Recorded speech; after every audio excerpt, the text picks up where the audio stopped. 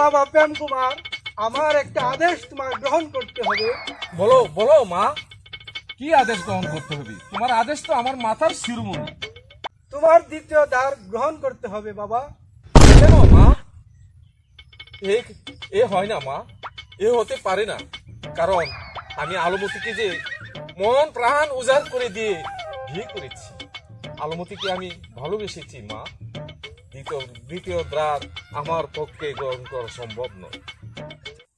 তুমি যদি দ্বিতীয় দ্বার গ্রহণ না করো, তাহলে রাজ্যের কোনো প্রজা আমাদেরকে কর দিবে না বাবা।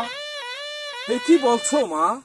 আমি পঞ্চপাণ্ডব দ্রৌপদীকে পঞ্চম ভাবে করেছিল বিবাহ, আর সে রামচন্দ্র গিয়েছে বনে।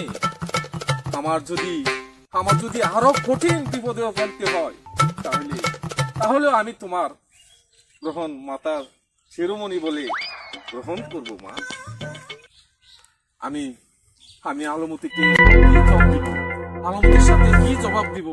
আলমতিকে আমি যে কত ভালোবাসি, আমার মন প্রাণ উজাড় করে দিয়ে আমি আলমতিকে ভালোবেসে তাকে বিয়ে করেছি।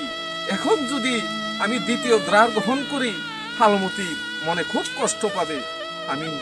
আমি এখন কি করব মা? আমি এখন কি করব? আমি যে আর কোনো কিছু ভেবে পাচ্ছি না মা। তুমি আমাকে কি বিপদে ফেললে।